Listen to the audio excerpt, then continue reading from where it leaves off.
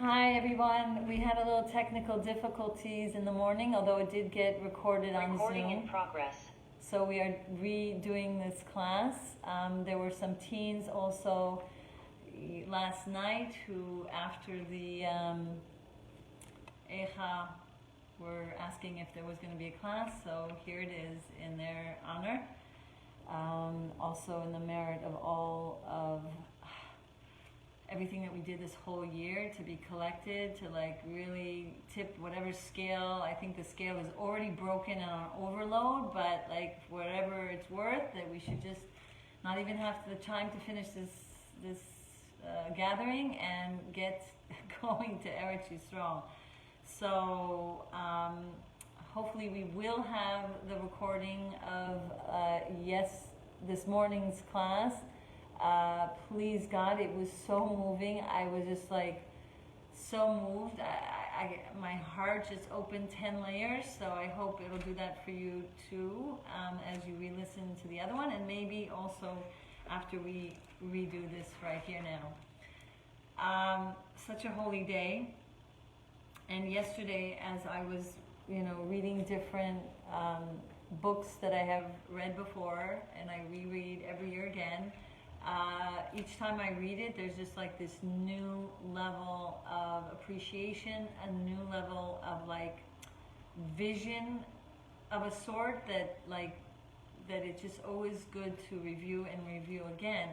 And as I was saying, I was rushed to the hospital for good news when my daughter-in-law was about to give birth, and I grabbed one book, and I had finished already Shavuos, because we were waiting, and people were sleeping, and I was just like, trying to learn throughout the night, and I actually got to Tisha B'Av next thing, and so I was already in the Tisha B'Av mode on Shavuos, and I was feeling, wow, I can't wait to share this on Tisha B'Av, but I've been sharing it since then.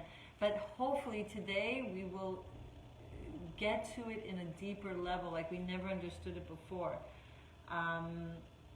So in the book called Seasons of the Soul by Rabbi Aryeh Trugman, I'm just going to read you some of the things here that I read that inspired me, and I wanted to then move into holiday ma'amarim by different Lubavitcher Rebbes, which we will go into also detail and share some really insights that will help you the last hours of Tisha B'Av. Hopefully we don't have to end the fast at the appropriate time. We could just like so soon not have to fast, and hopefully really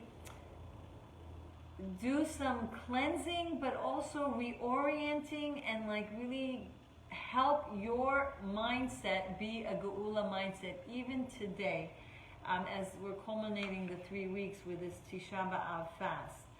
So because as a Lubavitcher Rebbe taught us that for real, this whole period of time, according to all the Chachamim, and all the signs that are mentioned by our Chachamim regarding the coming of Mashiach, ours is the last generation of Galus and the first generation of Geula. Therefore, especially now, it is appropriate that we look at all this 3-week period, including today, not as the time associated with Galus, but rather as a part of the preparatory stages leading us into the Geula. So, years and years and years when we were in Israel, we would, go from gate to gate, and we were crying and heavy-hearted and like so broken and so like torn. Come Chassidus and our Rebbes of this generation that tells us that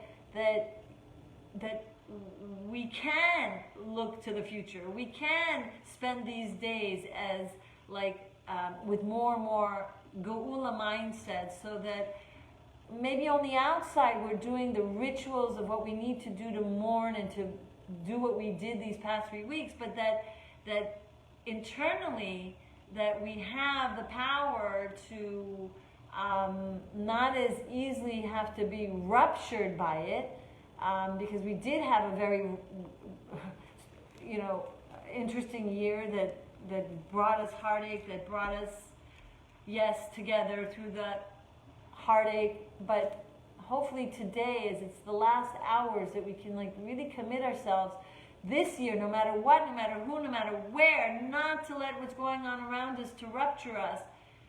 And if it does, and when it happens, God forbid, that we know, just like around the corner, just like a seed that's like outer case that gets broken into smithereens and ruptured for the fact of the next blossom that's going to come from that process.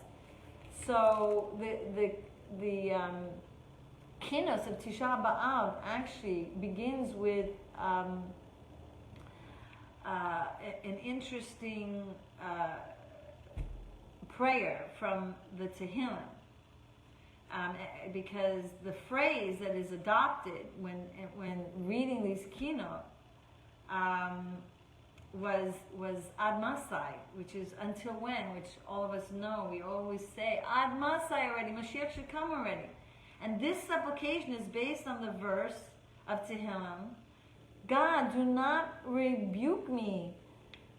Have mercy on me, Hashem, for I am faint. Heal me, God, for my bones are in agony. My soul is in deep anguish. And you, God, until when? Now, it's interesting that it says, and you, God, meaning God is in anguish. God is suffering with us. God is in galus with us. And so many generations and so many leaders have taken upon this plea in various ways to respond to the disasters, the traumas, the tragedies. And although the kinot and what was written in the kinot are so painful, and there's such a remembrance of mournful, almost like a tribute to the travails of what has befallen our people, one thing's for sure, even though it sounds like a poetic protest here, and even though we can think about how much we've gone through, and it's so disproportionate amount of suffering and destruction from generation after generation, that we're begging Hashem to remember all this. And it's stated here that all these stanzas are in fact sharp and are directed to Hashem, as if questioning Him, urgently inquiring, how could such torments befall the people? And it's stated here, please God, your faithful ones, remember us. Recall the covenant between the pieces by which you selected, which you tested. Therefore you proclaim, remember God, what has befallen us. How could you concentrate on your anger? All your people are in the hands of these villains, and don't you recall what you taught your acquired people? That you would not abandon them forever? Therefore we have cried, remember God, what has befallen us. And it's very interesting the way it's written here, because although it says I have complained, basically, by saying this, whoever wrote this, and there's discrepancy who did actually write this, but because it was anonymous, and we don't know for real who it was, but in some respect, when you're reading this, you're almost thinking, wow, how much they're complaining, but really it's not complaining in a sense. It's not necessarily just protesting to God, enough is enough, ad masai. But in essence, it's saying, even though we've gone through so much, even though we've gone through heartache and brokenness and torture over the generations, I'm showing you that I'm calling out to you in my complaint, but I'm really telling you that I didn't turn away from you, Hashem. Even though it seems like I'm challenging you, Hashem. And even though it's such a powerful expression of frustration, and even though it may seem sharp, I'm not rejecting you, Hashem. I'm not allowing my faith to be wandering away with the wind. In fact, I'm letting this be a testament to my undying connection to the covenant, to the covenant of my fathers, my people. Even in the midst of my suffering, even in the midst of the confusion. And I remember clearly when the Lubavitcher Rebbe in a Sikha said that although, we've been through the fire, and although we've been so tortured over the generations, that now Hashem stands up against the Satan and says, dare not you lift your voice against my people. They have gone through the fire.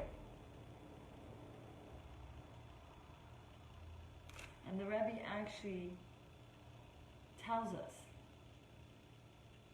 that each and every one of us in this generation is considered like a tinok shenishba, which is a child that has been snatched. Imagine, raised in a monastery, and doesn't know how to pray, and doesn't know how to connect to God, and doesn't even have any connection. No one would judge that child. Everyone would totally understand. And so that we could be a little less harsh on our own selves, less harsh on what we see sometimes around us, where people aren't living up to the standards that we think they should have and could be, or why aren't they? Because how much we gave to them and how much we tried to nourish them spiritually, how much we tried to give them everything to be somewhere supposedly where they're not.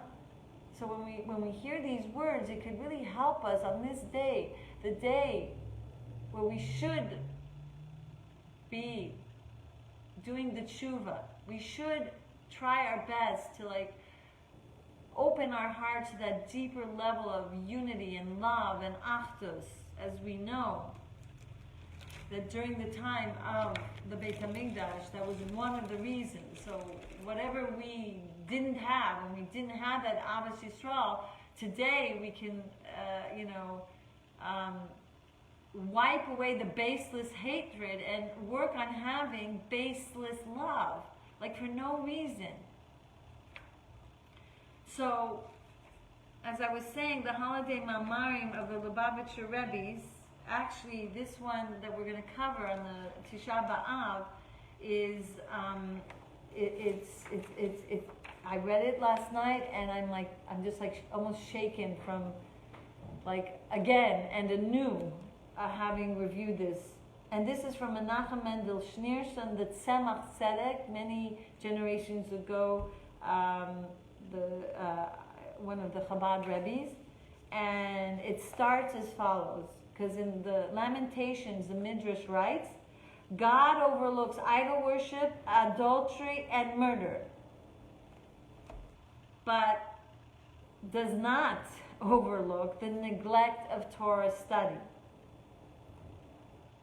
And then Yirmiyahu confirms this remarkable assertion. Why does the land perish and is incinerated like a wilderness, that no one passes through it? And God answers, because they have forsaken my Torah. Cardinal sins aren't listed as the grounds for exile. Only the failure to learn Torah is. So we know that the second temple was destroyed due to the neglect of Torah that actually led to the unjustified hatred, the baseless hatred. So what did God do to provide a sign to prove this point of the reason why the destruction? When the Roman general Titus slashed the ark's curtain, blood spurted from the gash. And Tosaf Tosfos comments, this was to serve notice of the severity which God regarded the temple's devastation. At first glance, when you glance at this at first, one wonders how blood is relevant to Titus's deed. Again, the explanation is God was showing the Jewish people that the transgression, having neglected the Torah, brought this about. Now, I want to tell you this, our temple wasn't rebuilt since. And again, if you look at the history of the first and second temple, like when you read this, you'll be like, it's so shocking. The first temple was destroyed, and 70 years later it was rebuilt.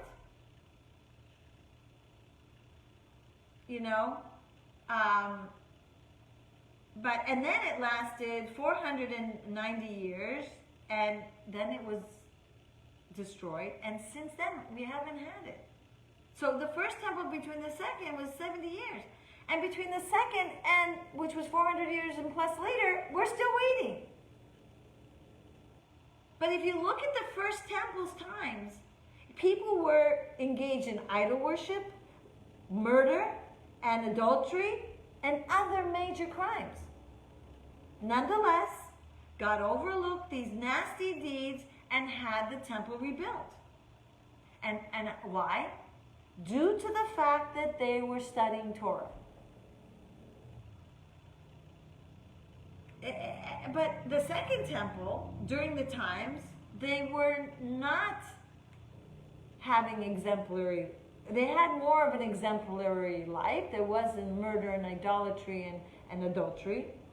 They didn't practice all these different things. Yet the temple was destroyed and still hasn't been rebuilt. Why? Because of disregard of Torah. So even the decent behaviors that were taking place during the second one, but because of the neglect of Torah, that's when the destruction took place. And that's why, let me get back to the beginning part of this, these curtains. Remember these curtains, that when Titus slashed them, blood was oozing out. So, if you remember, the curtains actually was like a reflector, kind of a barometer of the holy angels and of the cruvim of the Aaron that was actually hidden underground in a secret hideaway. So imagine you're watching the two curtains hugging each other actually during the destruction, and yet the slashing took place and the blood was oozing out. So the explanation is as follows. If you look at what it takes to be a healthy person, you need healthy blood. And there's a 3-step process that takes place in order for this blood to be healthy. And it goes through a 3-step process to then get to the brain, so that the brain can then actually finalize its process to then rejuvenate the blood and then send it to the innermost organs of the body. So we have the nerves, the arteries, and the bloods. So each one has a process by which it cleanses and purifies and kind of elevates the blood so that it can go to the brain after it goes to the liver from the heart and reach the final destination of the brain. And then from there, the highest level of purified blood then goes to all of the most deepest parts of the inner organs. And then it's dispatched. So, just like the blood needs to continuously get cleansed, purified, and made ready to go to the brain, so too, when you think about God and all of His energies, His light and His wisdom and His life force, God has in essence a life force which is likened to blood. that gets pumped into every deepest part of creation and even stored in the highest of places up in Shemaim for when Mashiach comes for it to finally be revealed. So when this blood was oozing out of the curtains, it basically was saying, my lifeblood force, me, God, is now dispersed indiscriminately. Now I'm going to be in galus with you. I'm going to be in exile. Now I am weak. And why? Had we all learned more Torah, had we been able to give the lifeblood force a next level of rejuvenation, just like the heart and the liver purifies the blood. When we learn Torah, we purify the blood that's become tainted by all these crimes. So if there are these crimes, at least learn Torah so that it could rejuvenate and heal the blood force of the creation of the world, the blood force that keeps this world alive and protected.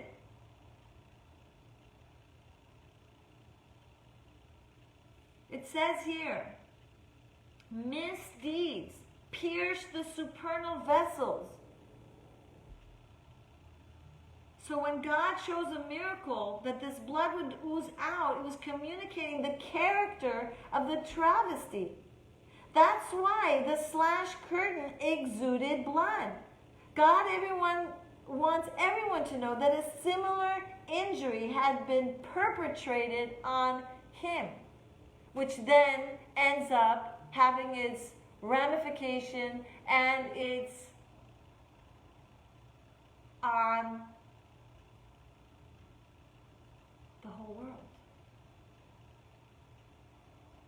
And when we think about what a year we've had,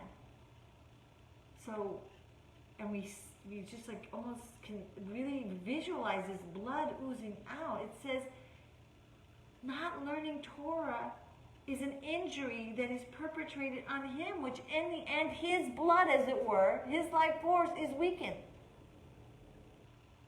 That means then there's less good in the world. That means there's less protection in the world.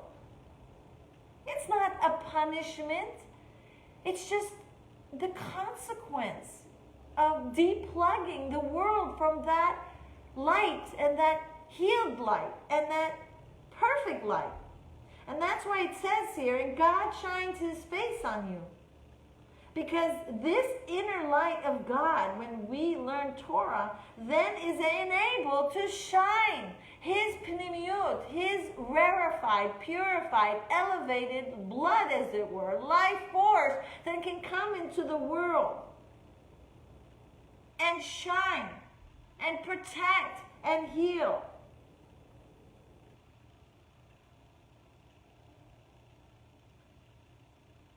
And that's why it says in the Zohar, as if you made me. When you study Torah, you're like making God. It's as if.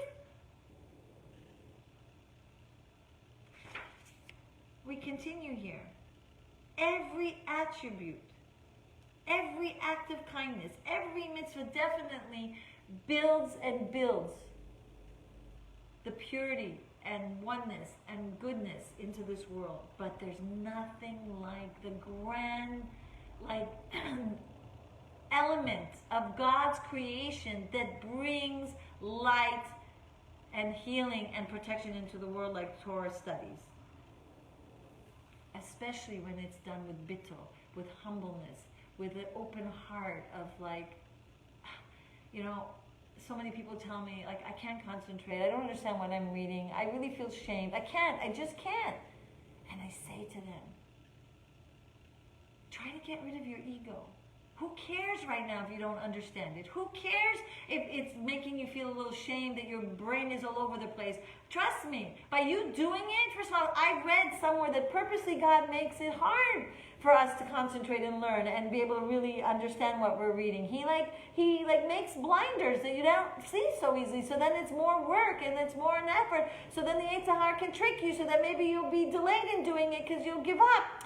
It's a design. So like face the snake, realize that that's like the whole game plan of this hardship of you learning Torah. Do it for the sake of doing it.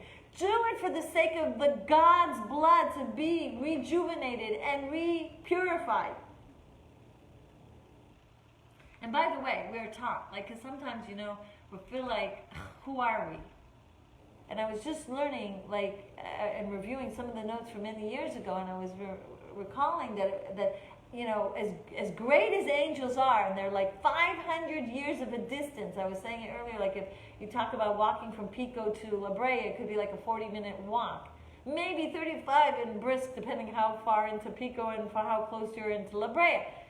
But imagine 500 years of walking to reach the destination from the beginning of an angel to the end of an angel. It's like 2/3 of the world. Like, that's how grand these angels are. And yet, we are not Malachei Hashared. We are not messengers of peace. We are Balei Shalom. We are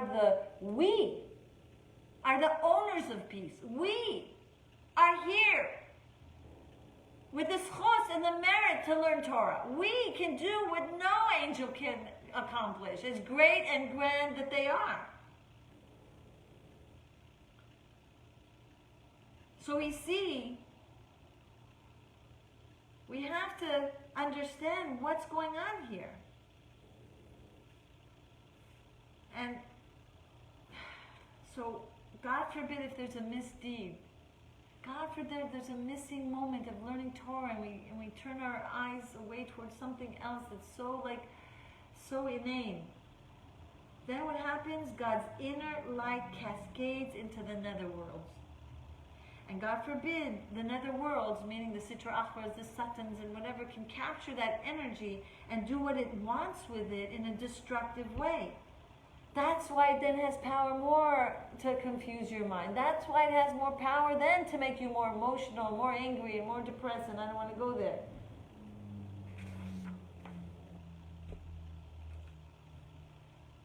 And they then have access to this holy energy, to this light.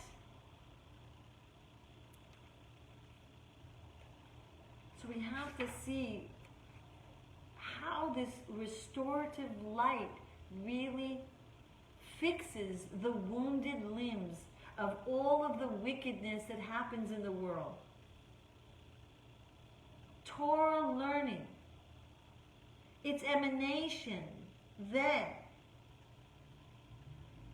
its light, its energy is replenished, just like the blood gets replenished. Torah is light.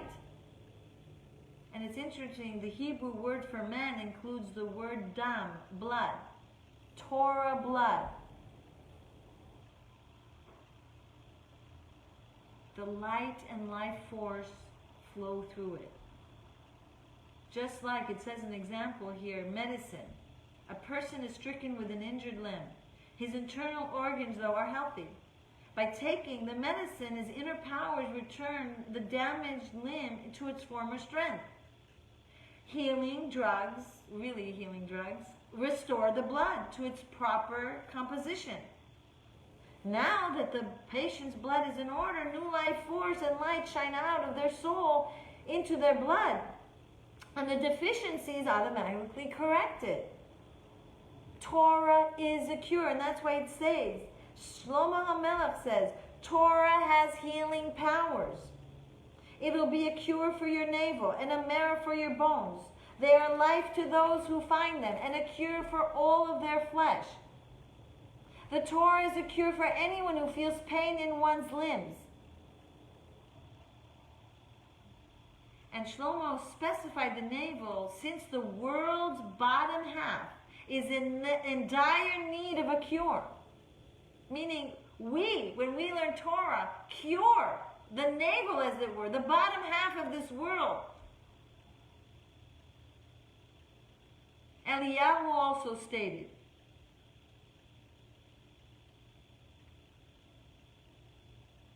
the Torah's effect on the world that healed God's destroyed altar, Because the Torah study cures the supernal vessels and emanations of God. Torah study invokes God to send abundant, fresh new light into the stricken,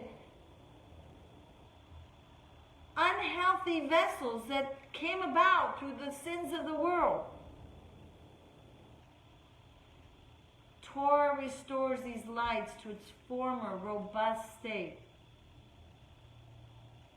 And that's why there was a prompt reconstruction on the first temple. Because they were learning Torah. The second temple, well,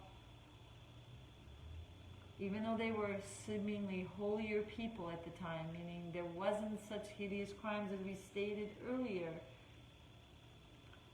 we didn't learn Torah.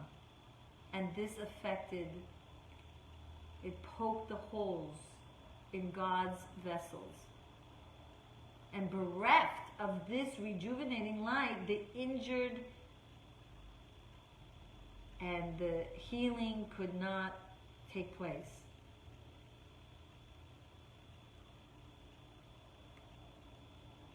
Only Torah has this power.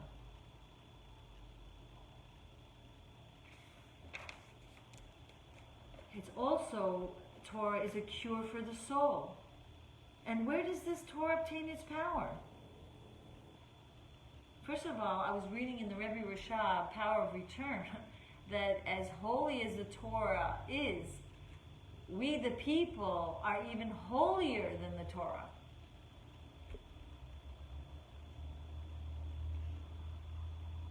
Even our learning it elevates the Torah, rises it to its highest level again and again. Because as it gets raised by us, we get raised. And as we get raised, it raises it. And it's a constant, infinite flow of a rejuvenation and a re-purification. And so the Zohar teaches us that that's why it says Torah learning, quote, every day it should be considered as new. Because it is new. It's not the same Torah. Because of how many hours and hours all around the world between the children and between all the elderly that study. And that's why the Torah is called Eitan. Quote, his bow abode in strength, and the eastern wise one of Eitan. How do we know that the Torah embodies the exalted powers of Hashem called Eitan? Because if you look, when Moshe received the Torah 50 days after the Jewish people left Egypt, Kabbalah teaches us the numerical value of the word sick is 49. Why is something diseased? It lacks the 50th gate of understanding called Eitan. And those of you who know, I have classes, Baruch Hashem, on YouTube and channel, and my YouTube channels, and yournewheights.com and Torah Anytime, but I did a series of classes called Body, Mind, and Soul. And Rabbi Ginsburg, a whole discussion of how to get to the 50th gate of understanding to heal whatever part of your body that's ailing. Because each part of the body is connected to one part of the Torah and the Sfirot, that if you would do tshuva and realign that part of your body with that which is missing, there will be true healing. And that's why the 50th gate of understanding is Eitan, whereas the 49th, meaning missing that one gate of understanding, can bring someone to a feeling of not wellness. And chas v'chalila, even worse than that.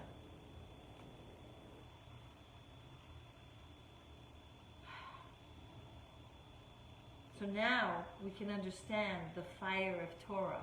Fire purifies, right? Fire cleanses. Now we can understand the Torah cured the destroyed altar. Because when Eliyahu Hanavi was bringing out this showdown, and going to show down that God is with his people, and they built the altar. And the altar which Eliyahu used was the one that he had rebuilt, because during the time of King Shaul, the enemies had taken these holy altars and destroyed them, and then and thus we see that when he was reusing that destroyed altar, and when this fire descended from above, that this is in reference to the holy written letters of the Torah that are like fire, that cleanse the world from the diseases, that purifies, like fire purifies an unkosher vessel to make it kosher again. So we see, although this is such an important day to bring unity and achdus and love, without our crucial role in continuously making ourselves a fit vessel for this rejuvenated life by us studying, we can then increase our Avos Yisrael. Then we can have more patience and understanding with others. Then we can tolerate a little better, a little less ruptured from what's going on in the world, a little less challenges. And I want to say that I was recently also rereading something so beautiful about how what happened during the time of Adam and Chava is still in need of rectification. And we're going to get into the psyche of Adam. How did he fall prey to the Yetzer Hara? How did he fall prey to, not being able to wait whatever that 1 hour to be able to partake of that tree? I mean, when we think about, you had only one mitzvah and he didn't get it right, as it were, seemingly. So what happened to Adam is going to be a clue to how we can to rectify what he did, and then also give us the strength. Yes, by learning Torah, and let me explain. By learning Torah to give us the strength not to be buried by what's going on, but to take the Torah like oxygen and to heal, so we have the strength to move forward. So Adam was connected to the tree of knowledge, which, because he didn't connect to the tree of life, he failed the test. Now, the tree of life represents Hasidus, represents the oxygen of our soul that we need so that we have a greater strength to handle our Yetzer Hara. The tree of knowledge is in reference to Nigle, Pshat, to Halacha, So if you're only learning a certain level of Judaism and you're not going into the deeper aspects of Pnimiyut HaTorah, like Adam, he succumbed to the temptation. Like Adam, he didn't have the power. He didn't have the willpower to fight the temptation. Failed. So we learned that in order to give us that extra strength, the Pnimiyut of the Torah being learned, not only will protect the whole world, but we learn the Pnimiyut of the Torah actually gives us the power, our Pnimiyut, to tap into our Pnimiyut HaLev. I had this whole discussion with someone on Facebook, and I'm still yet to clarify it again with her. And I said, we'll do it in person. And we started doing it, and I'm going to have to probably maybe do a whole class on it, hopefully, another meeting, hopefully. But in essence, yes, there's a pasuk that says, don't go after your heart's desire. Don't go after your anger, your sadness. Let your mind, moach, sholet al halev, and yes, all that is true, and it's in all the prophecies, or wherever the quote was from, I forgot. But I was saying how that's not the last step. The last step is not just to redeem our brain power, so when we override our heart. Our brain power, the whole purpose of redeeming our brain power is to be able to flow that knowledge into our heart so that we can redeem our hearts, so that the godly emanations, meaning, like, the pasuk that says, I am asleep, but my heart is awake. Meaning I may feel cold, I may feel like so unenthused, I may feel blocked, and I'm like robotically doing the mitzvahs. But my heart is awake. Hashem is in my heart. He will help me. I'll feel like I'm in the valley of deadness. I'll feel like I'm parched, if I'm in the valley. But Hashem, He will be my wellspring. He will help me out of that stump, out of that stone-heartedness. Because Torah actually is like an incredible power that removes and chisels down the barriers of our heart. So we need the Torah, yes, to sholet al halev, but we need the Torah to come into our heart so that eventually not only mo sholet halev will happen, but pnimiyut halev will sholet al hamoach. Because our mind is somewhat limited in comparison to the powerhouse of our godly essence that's buried in our heart, and the redemption and transformation and elevation and partnership of our animal soul's heart, as we say in Shema, the two hearts, we always say that. That's the key, that's the goal. Because you can know a lot of people that know a lot of things, but if the wisdom is not in their heart, to then override their arrogance of having studied Torah, or override their ego and their stubbornness and their zealotness and shaming people in the name of God, or this making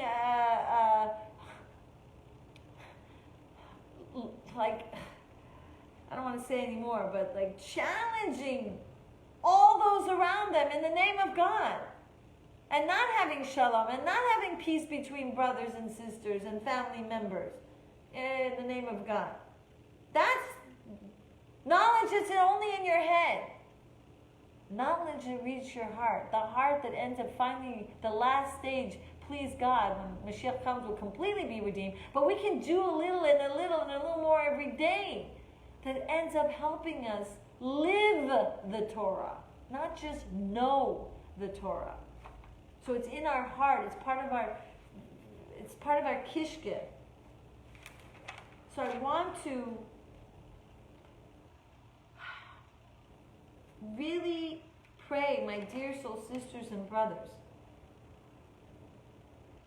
The people of the world need our comfort.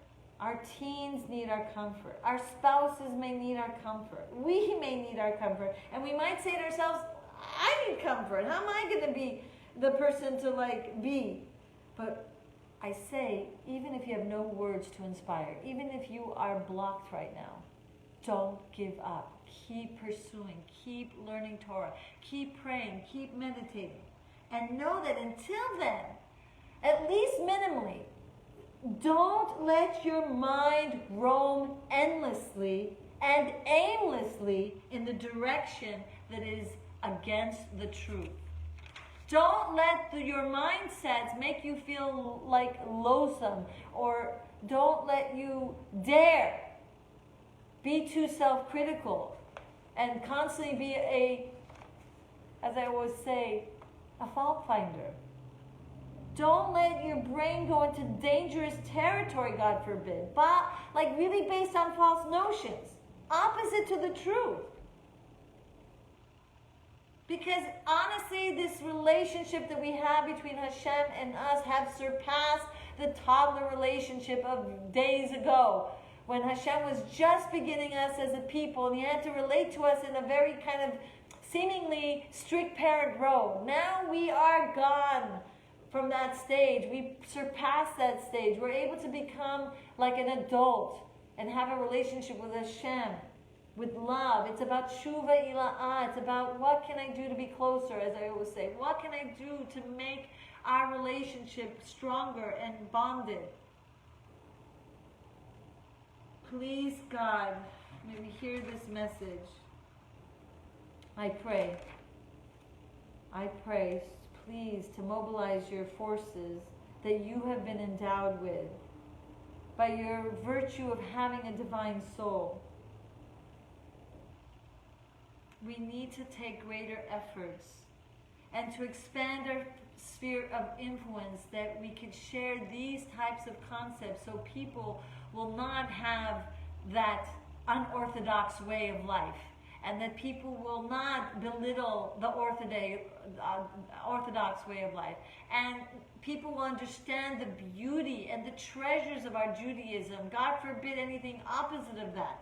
Rahmana Aslan, you being the influencer, you broadening the sphere of your influence, because we've been given supernatural strength, and we've been given the strength to have preponderance over our material life. We can override that and make our spiritual life such of absolute precedence and preponderance. My dear soul sisters and brothers, let's go from the rupture to the rapture. Let's leave the toddlerhood stage behind. Let's have the Geula mindset of I see no evil, I fear no evil, I trust Hashem, even though on the one part of me I might be complaining, and even though I can have the chutzpah, the kedusha of complaining, and Hashem, Ad Masai, and no more. But at the same time, just like Rabbi Akiva was dancing at the scene of the crime when the Beit HaMikdash was in flames and people thought he lost his mind, and everyone said to him, what? How could you be dancing? He said, because the first prophecy came true. I now know the second one. The prophecy of Geula then is going to come true. And with that, we should learn from him. We might not be able to be fully dancing, but as Tanya says, you can have two opposing feelings at the same time, and you're battling the despair, you're battling the fear of the unknown, but you're winning the war, because you're really putting your mindsets to Geula. And those of you who are in the JLI course that I was doing, Baruch Hashem, I'm so happy I did it, because even one thing keeps sticking in my mind. That one of the reasons for suffering, again, is for us to yearn for Mashiach. I'm like, I know there's infinite reason, but like, what? So let's yearn for Mashiach so that there won't be a reason for suffering to yearn for Mashiach. And that is my gift to Hashem, that I'm going to upgrade my yearning for Mashiach so that there's not going to be all these other sufferings to cause us to yearn for Mashiach. Wow, thank you for joining. We have here so much to share. I hope this was enlightening to you. And I'll end off, because I did the classes this week on the Beit HaMikdash. And again, there's more, like 3 weeks of classes on the Beit HaMikdash that over the years have been accumulated on Torah Anytime. And as again, Channel Your Light, I think, or in my YouTube channel, and Your New Heights on my website. But when you really take this advice of not letting go of your Torah learning, especially both the Nigla and the Pnimiyut Torah, because you need both. One without the other also is not complete. Because then you can be so spiritual, and without the Nigla learning, then you won't be grounded enough, and you might become like that zealot, doing very things like not in a balance and in harmony. But back to the message of like one of the whole Beit HaMikdash project that I've been involved in, and soon, God willing, it should be a book. It'll probably take 10 months to 12 months. I submitted it to the publisher. Is like how to like realize that the Aron with the gold on the outside and the gold on the inside is like really when we have attained our Holy of Holies, and looking through each artifact of the Beit HaMikdash actually are messages, like the way the architecture, way it's placed, one thing here first, second here thing next, is a step-by-step process of how to reach our Holy of Holies. And so the message was, when we reach that epitome, then we're of reaching our essence of the deepest part of our heart, thank God, revealed, then we're more gold on the inside. We have more Geula mindsets. We're able to see only good. We are able to fear no evil. We're able to only see God in things. As the Pasuk says, the only free choice we have is to fear God. That's the only free choice we have. Akol midei shamayim, chutz miyirat shamayim. And yirat shamayim means to see God. And the more we see God, the more we'll see God. So when our mind is so golden from having really kept our spiritual nutrients, then we can then more be also gold on the outside. Our behaviors will match our standards. Our behaviors will start to match the Geulic mindsets. Wow. I want to conclude with a meditation, and after that I want to have others share the words of wisdom together with us, who would like on this forum. But I think I'm going to let the others share, and those who want to linger will do the meditation, or let me see.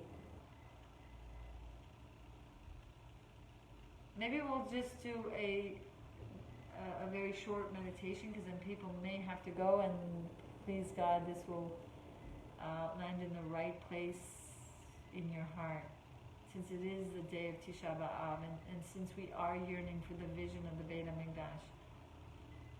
And again, I'm just seeing the gold. My mind is taking me to that gold.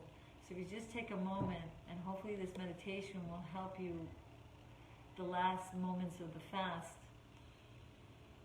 You could take a deep breath, and with every breath you take, you could just feel that wave of relaxation. And you can really feel the oxygen of that breath giving you rejuvenation and purification to not only your brain, but every part of your limbs and your organs. Really feel that your blood is being rejuvenated.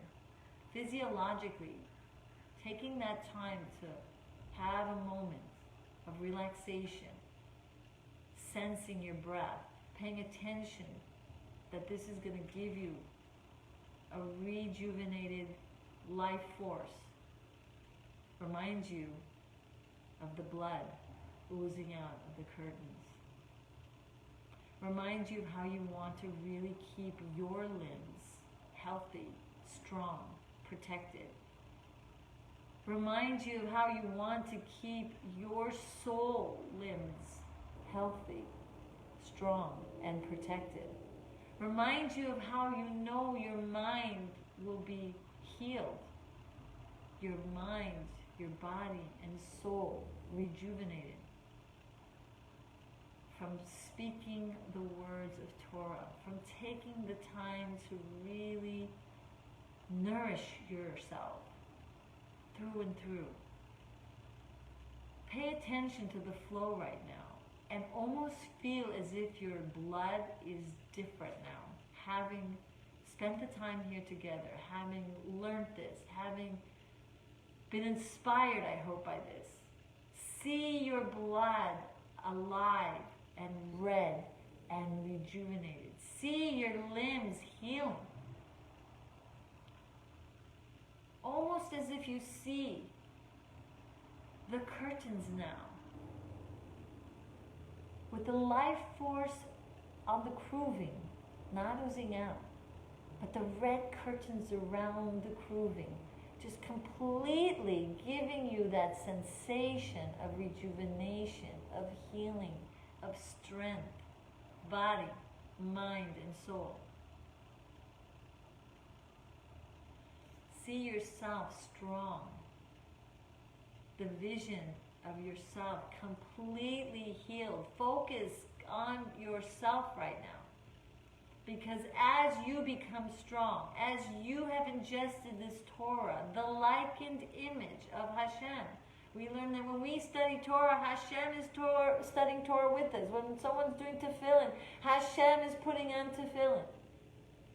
See Hashem's blood, as it were, His life force, His infinite light healed, rejuvenated, replenished, anew, like never before. See the flow back to you. See yourself even more healed, even more purified, elevated, body, mind, and soul.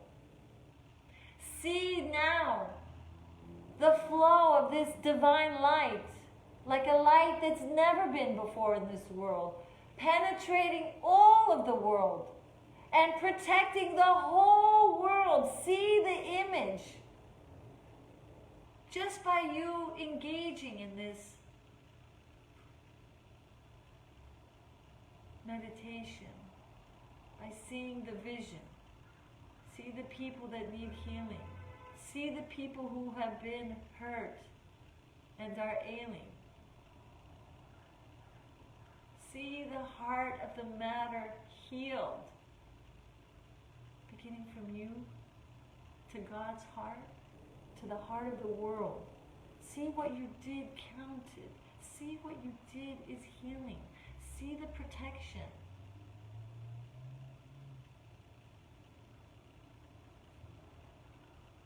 Have a quiet moment to really envision it and see that this is building the Beit HaMikdash. See the Beit HaMikdash in its full glory, in its gold, in its redness, in its luster, its glorious position reinstated like never before, descending. See ourselves on the wings and the clouds being ushered into the holy temple site. And pray now for those that need your inspiration. Pray right now that you will continue to spread this inspiration in your own and unique way with your family members, with your neighbors, with your whoever is around your sphere of influence. See yourself more compassionate and understanding now that you see the total revelation of the Geula unfolding. Let your tears be tears of joy. Let the curtains unveil the truth of the blood force, of who you truly are and who Hashem truly is.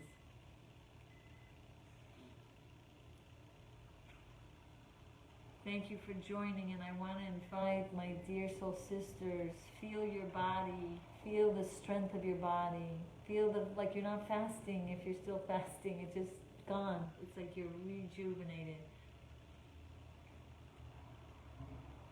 And when you open your eyes, really see a new vision. When you feel your lips smiling now like never before. When you see now blood, you will not see blood ever again the same. It will remind you of Hashem's blood. Adam. We are the Dam of Hashem. We are the life force of Hashem. We are the life force of the Torah.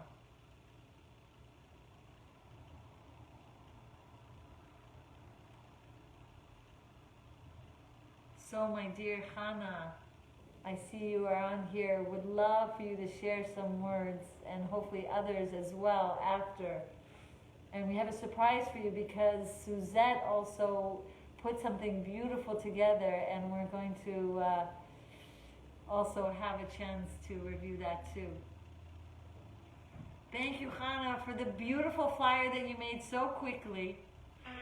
Thank you for jumping. Every time I say anything, do anything, you jump. So this Zoom happened, Hannah, because of you. Hannah, Miryam.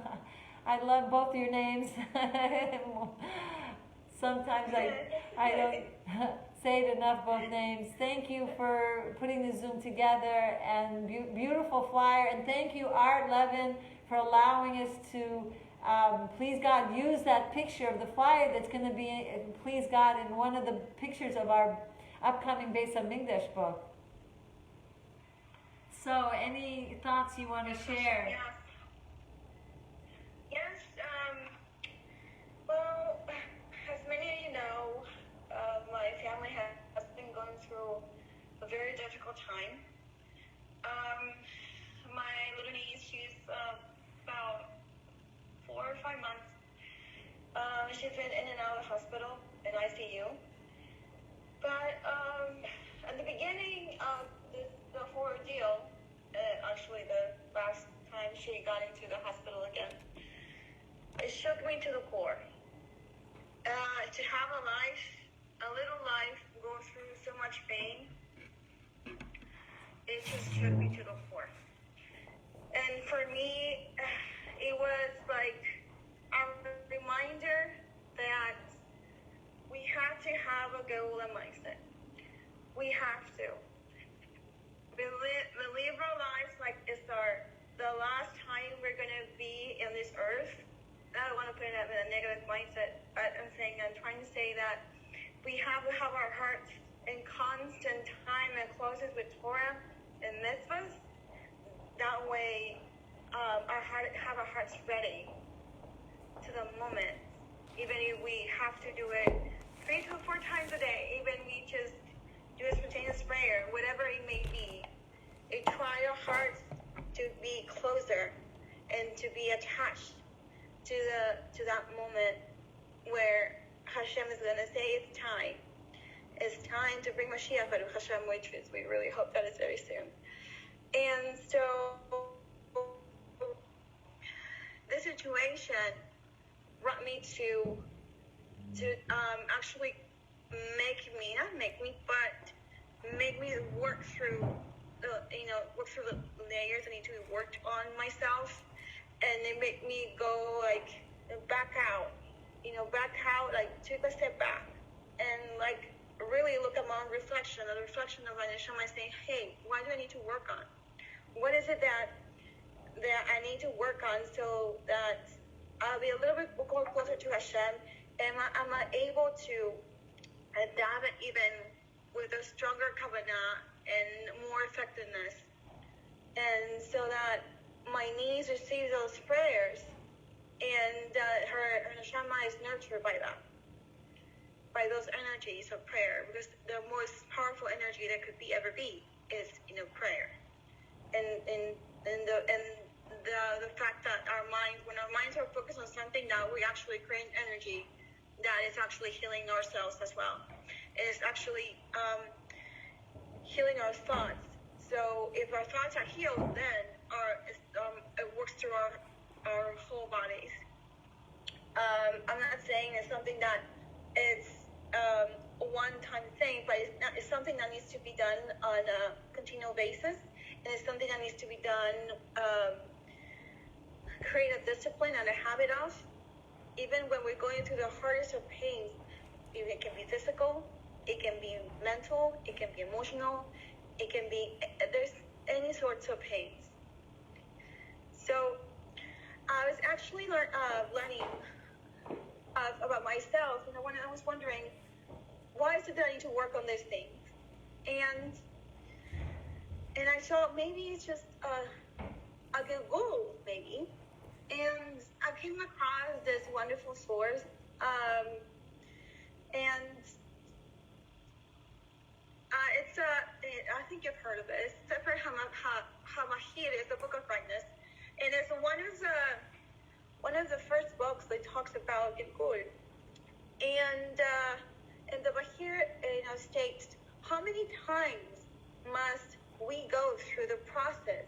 And he said, up to 1,000 generations. Thus it is with the soul, which accrues merit or not over the course of countless lifetimes. So if we do need to go through different, time and time again, and do it time and time again, why not go through with Torah and do it with Hashem, which is the ultimate goal, and make that process a process, even if it's at times painful, then make it in a way that if there's hell at that moment, then find Hashem there. Because if because we do without Hashem, without that time with Hashem, then it's just, your heart is going to be in even greater pain. So as we going through this it's just perfect title, unveiling the holy curtain, we need to unveil the curtains of our neshama one by one, until we get to the point of the final layer of that moment where we are so close to Hashem, that we're enclosed with His kedusha. And so I wanted to share with you. Let me go ahead and just open it up. I'm gonna screen share in a little bit. Shoshana made this wonderful, amazing work, but I wanted to show you something because it's been really, really speaking to me. On my process of prayer processes that I've been going through, a kind of mindset that I need to have it. I just needed to have it. And I wanted to show you something right here. Okay, we're going to start screen sharing. So I made this poster. I've been working on other designs, but this is one of them. And when I was thinking of creating this, it's just that for us to be, I just envisioned us going through that same path and going through the same, our way to the final geula, and those kind of like, kind of like diamonds, picture as diamonds, that they're the Torah, that we have to like go through those diamonds, and we have to go through, pick those diamonds up and put it inside, like just take them and put it inside our neshama, and go through that path so that we can, get to the point when Mashiach is here, and we have all those diamonds, if you will, inside our neshama, and dance with so much joy with all our brothers and sisters. And also want to share this, something that she said, Shoshana Hartman made, and I thought it was mind-blowing. And she says here, today is the 9th of the day we lost both our holy temples. Yet we're not in despair. We are not hopeless. Why? The third final temple will be rebuilt with the final arrival of the redemption of Mashiach. We can bring him closer to the way we live. And the next one says, our sages teach us, we all indwelling place of Hashem, just as the temples were. The structure of the Beit HaMikdash teaches us step by step how to reach our holy of holies, our godly neshama, the true me. That's what I was talking about. It's just, as I said, it was so beautifully, she's just expressing it so beautifully. The different layers we have to go through so that we get to our true selves. We need to go through layer after layer after layer after layer, even if it's at times it's not easy. Because I think, as Samir was stating, it's a design that we have to work through this. And so that way, when we get there, it's like when you're really, for example, when you really want something, whatever it may be like, example, a house. You were dreaming of this house. Your whole life, you were dreaming of the house. And you picture this house, and you're like, oh my gosh, I want this house. But then you know that you have to work truly hard to be able to get that house. So when you get to the point, it's like, and now it's like, you're like, okay, I have the money. Now I can make that purchase. So in this case, we can say we gather up all that richness of the Torah, and it's like a key. It is a key to our true self. And then when we get there, all those layers are gone, and we open that key and say, hey, this is me. This is the true me that Hashem intended me to be.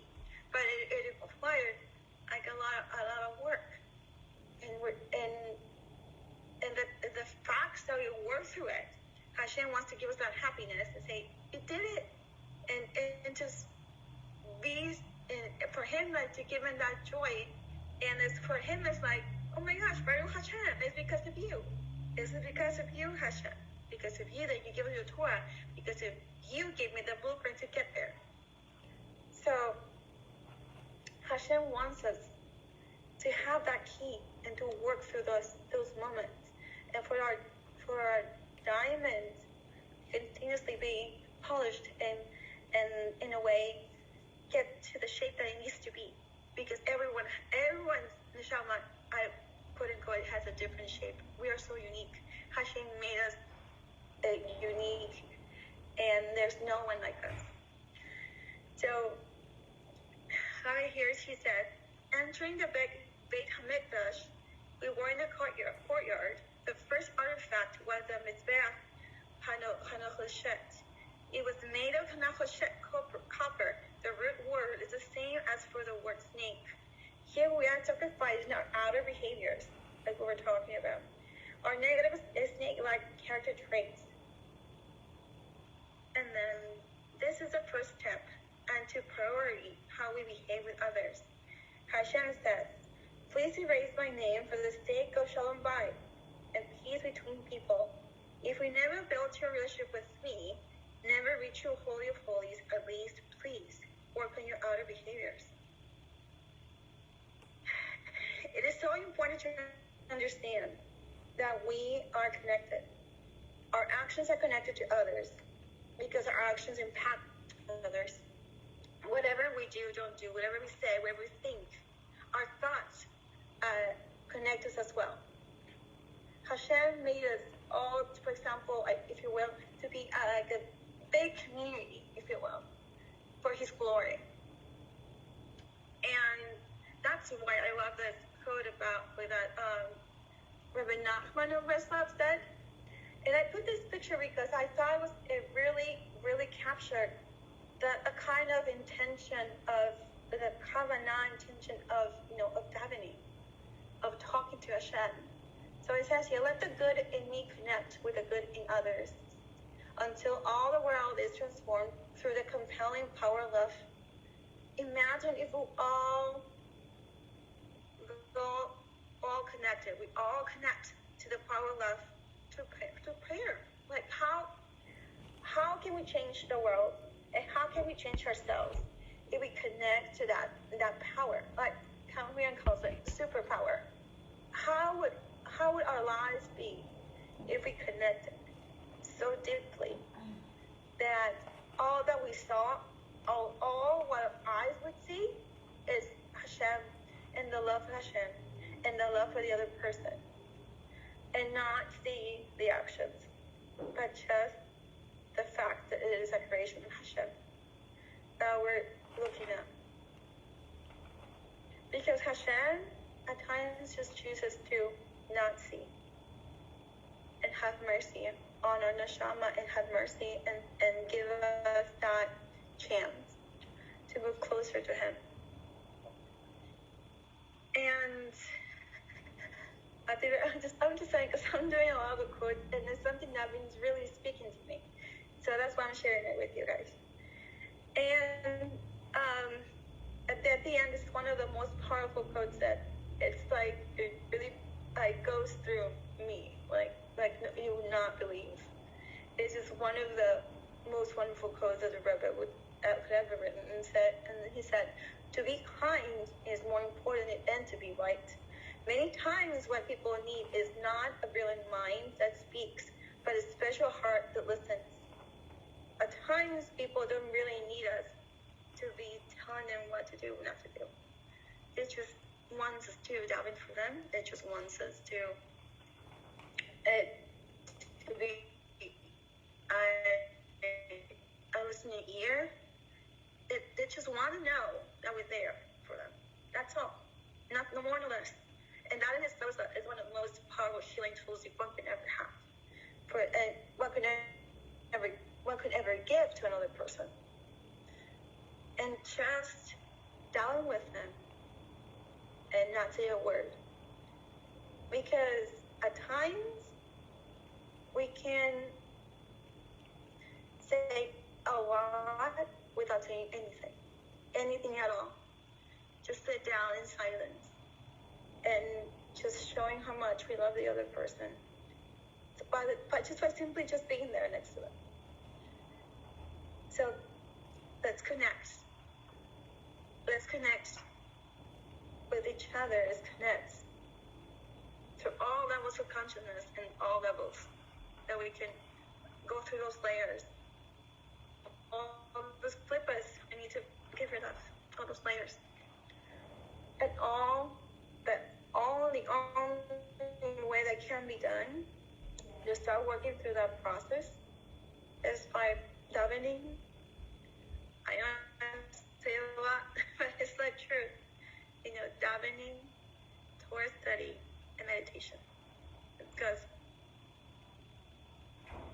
for me, that's one of the things that was just life changing. And for me, it's not like a fix, but it's something that I need to be doing all the time. And I have noticed a difference when I go through like a hard night and I just don't have the energy. And I see the difference because I'm human. At times, I'm so tired. And I just think what I need, and I notice the difference. But then it's like saying no. It's like that kind of struggle. No, I have to sit down. And I have to do it with my whole heart. And I have to do it. And I see the difference. My neshama sees the difference. My emotions see the difference. My train of thought sees the difference. It's like a whole different thing for me. So one of the reasons about I want to say to you guys, one of the reasons why I decided to really, really, really, really focus on emotional release with erotic color, because Hashem created us with a divine spark, and it's part of like creativity, how we are creative, how we create things, or creating something. And you'll know that we're frequency. All colors are frequency. Our voice, the sound of our voice is a frequency. So one of the best way to begin improving or begin working on ourselves and go through even if you do not really know how to draw, but expressing through something that's not simple, but something that's beautiful. One of the most beautiful creations of Hashem is something that we live on as simple. But to go through the process with color and creating something that even like it means something only to you and nobody else. Something it's unique only to you. And that in itself is so freeing, because you're doing that time by keeping Hashem in mind and having our time, if you will, that expression time with Hashem. So when you have an easy fast, and not just a fast of food, but the fast also fasting on really meditating and thinking of learning how to cleanse our neshama. So, Miriam. Hi. Thank you for having me. Thank you. Oh my goodness. First of all, the incredible work that you're doing with Posh Living Magazine, the incredible work you're doing with release, emotion release, and CBTT, and the Healy frequency, and like everything that you've been to me and my organization, helping now our magazine, New Heights magazine. There's no words to thank you. And Reva actually was on this call, and I was gonna thank her also, because she for years has been also helpful to me, and been editing all of my works, from the children's books, adult books, and now you're part of the team, so things are exponentially moving faster. So I bless all of us to continue to collaborate, to do what we can to just make life better for others. And I pray that very soon we won't need this collaboration. We'll just already be at that perfect state, in that perfect place, with that perfect heart. And Mashiach now. That's all I can say. Love you. Love you all. Amen. And looking forward to Tuesday. We are doing marriage dialogues. I've been getting a lot of positive feedback. I'm so happy about that. I think it's very important. Thank you. We're going to be doing again Parsha very soon. I think it's this week. We're going to start what does the Parsha say with our Neshama connections, and we'll keep you posted on new and upcoming events. If you want to be part of our WhatsApp group where you get the invitation, or you'll see it on Facebook if you're on Facebook. All right, PM me. I'll add you to the group so you are forewarned in advance. I guess see you later.